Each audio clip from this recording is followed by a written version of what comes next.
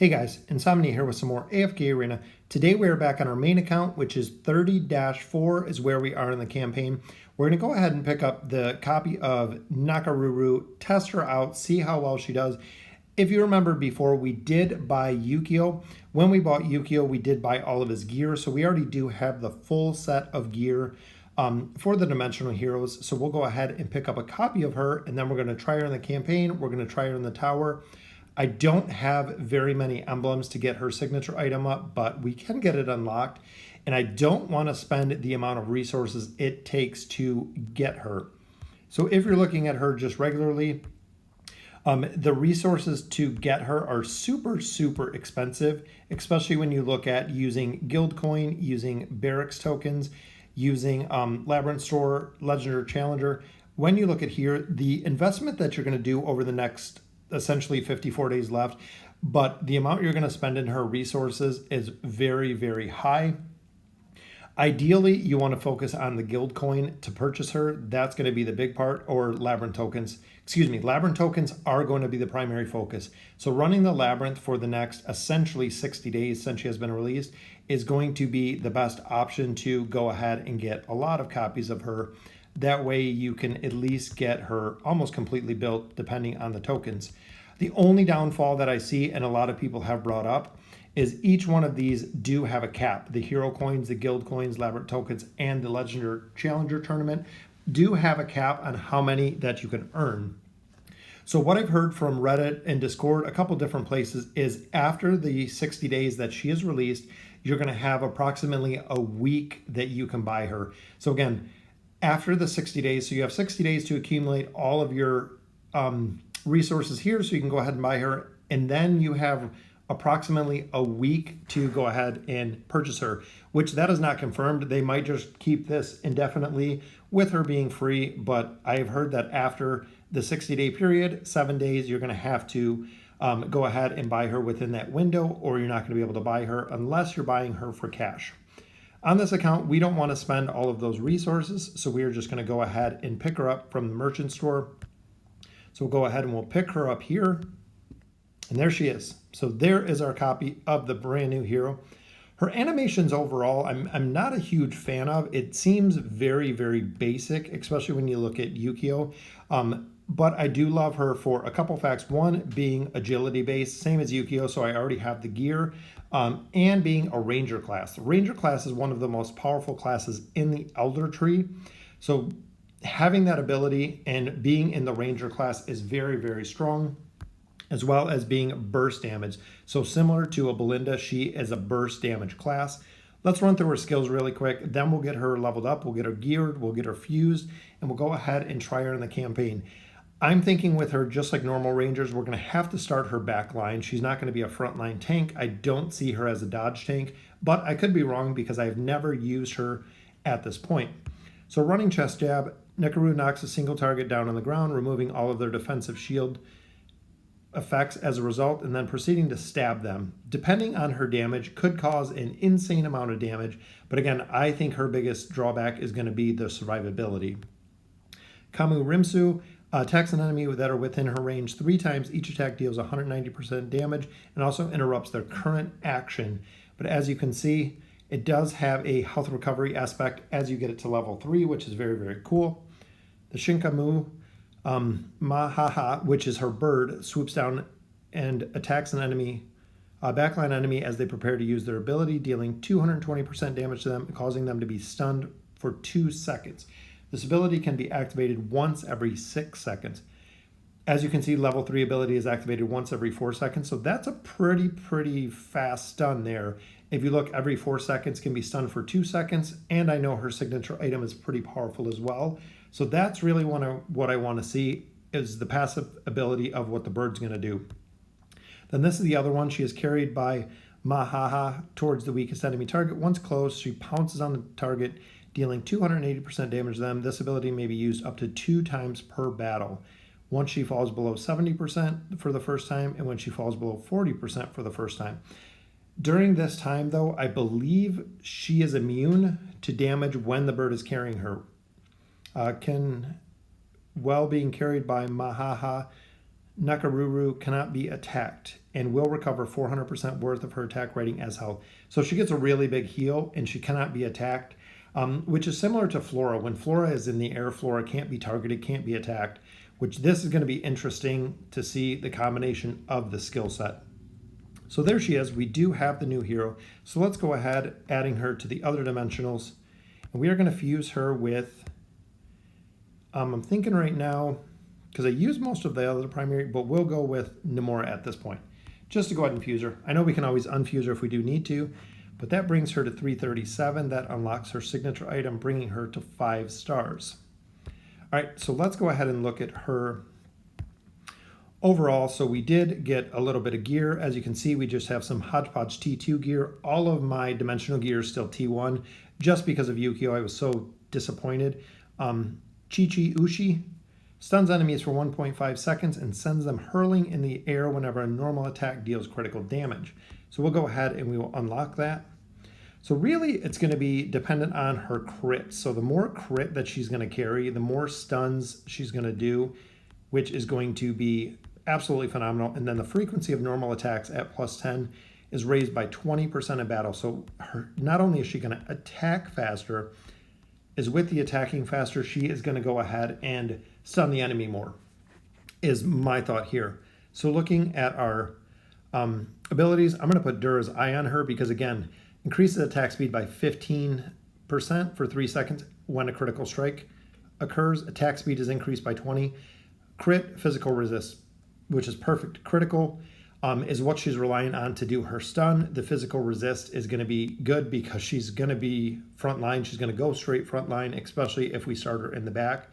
Attack speed, definitely needed because that's what her focus on. So Dura's Eye is going to be the ideal artifact for her, which I think with her signature item being just a little bit lower, we'll have to check out her survivability, which I'm going to run her in the regular campaign stage, which the lineup that I usually do consists of the Gwen Arthur combo, and then I do Taylene in top, and then we'll actually do the new dimensional hero right in the top.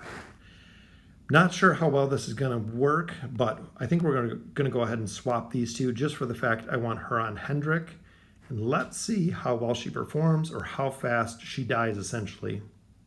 So there's her little knock up, her little stun. Arthur gets his ult, which I'm hoping with her bird we can get quite a few stuns out. And she was up on Chimera, which Taylene died right there, but she's still up. I mean, Nakoruru is still up, which is good. There's a big heal. So another stun there, which I think we're going to take down this stage. And I want to see how much damage she's doing. This was a really tough stage. We have been stuck at this stage for a while. And she seems, there's another energy potion. There's her ultimate ability. So overall, completed the stage. Very, very nice at 30-4. 39 million there. She did 15 million, so definitely not too bad. 15 million overall. I think with a much higher signature item is going to just really supercharge her attack speed is what I'm going to see. But with this team comp, I think the amount of stuns that she's bringing is what is going to make a really, really big difference, because if she's continuously stunning heroes, as you can see, she just dove to the back line. She took out Falks, which was absolutely perfect. The Ranger spec is ideal for her. She got a potion there. She should ult right here, which even just stunned Nara right there in the front. Oh, she did 3 million damage there, so not too much. But again, as much as I'm not relying on damage, is her stun, her ability to lock down other enemies is going to be really the carry that you need. And this one's going to be interesting because Thane's going to come right over. She's going to hop on Thane.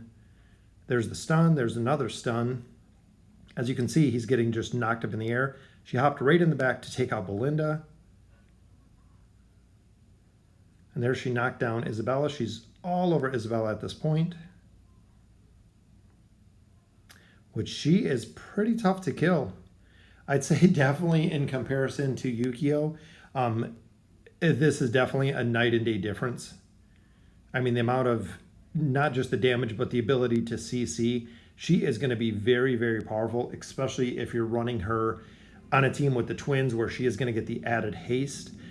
Even if you're running her in similar to like a Leica formation, with the haste and the energy, especially having a higher signature item, I can see her being just an absolute monster when it comes to the attack speed. So I think overall it's going to be a good hero, even though she's dying really quick there, but that's just due to Isabella targeting her because she is a weaker enemy with a lower hit points overall. So let's try swapping her to the bottom one more time. But again, compared to Yukio, definitely seeing a night and day difference. And there she is stunning Thane a couple times, knocking him up. Even gets a perfect stun there. She hops over to Belinda. She hops down to the tank, which again, Lucius is getting stunned there. And she is going to work in a lot of formations here. And again, there's the stuns. There's one, there's two, there's the alt. Wow. Yeah, she is going to be a 14 million damage there. She is going to be a very, very solid hero. I can already see it now. I'm calling it right now. Save up and buy her since she is available as free to play. The way that she moves, she has a little bit more survivability in the back line.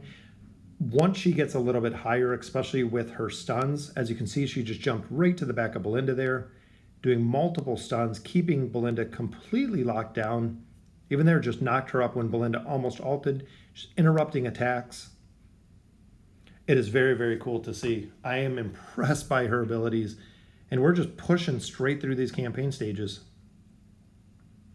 And a lot of these pushing into chapter 30, I know my level's a little bit higher than most of the players, especially lower level players, but with her being the ranger spec, it makes a big, big difference on her damage output. So even here, fighting Thane again, she'll stay in the back line with Thane, doing a couple knockbacks, a couple knock-ups there. She gets energy pretty quick because she attacks fast. And then here comes her ultimate, which is going to do it on Nomura. Flies over on the bird, as you just seen. So she is definitely going to be a solid addition. I can see it right now. And running these two together, Nakoruru and Arthur together, which now I've heard there's a set bonus, which that makes me want to check, but I don't think there's a set bonus. Oh, so it's the set bonus together. Increases the stats of all allied heroes when 3 heroes of the same faction and 2 heroes of another. So because I'm running 2 dimensionals, they're getting the 3 set bonus, which is very cool.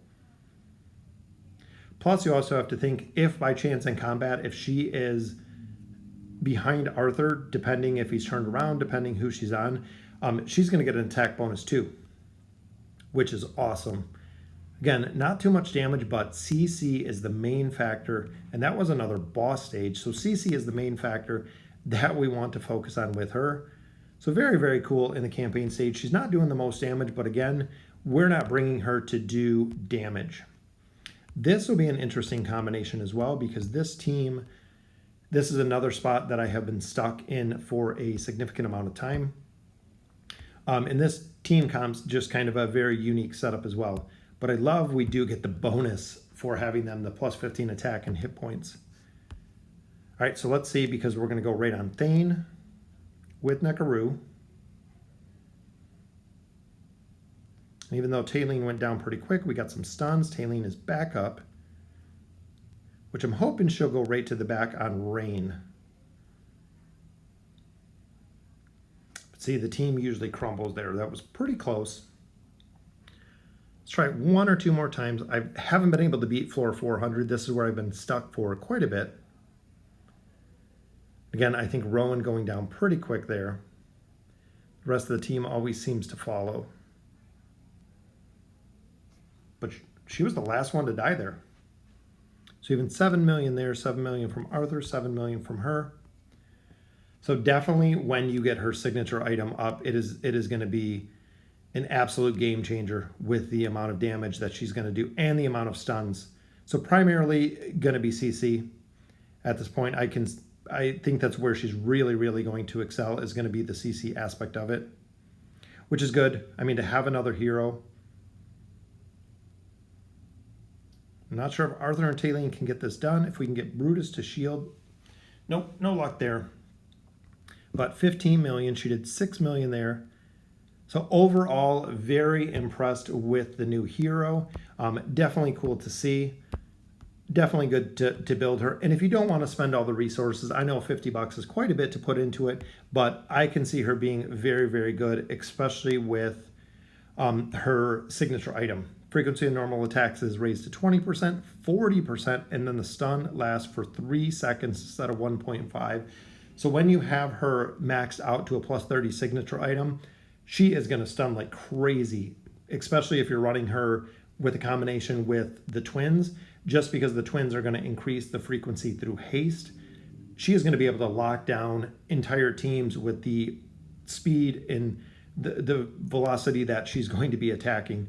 So very, very cool to see. I would definitely recommend buying her. Yukio, on the other hand, was one hero I said absolutely not, but her being fully decked out with gear, fully decked out with a signature item, she is going to be a game changer, not only in the campaign where she's going to be very, very solid, but also in PvP. If you have the ability to lock down a lot of the team in PvP, going to make a huge difference when it comes to their ability. So very excited to have her, very excited to see her.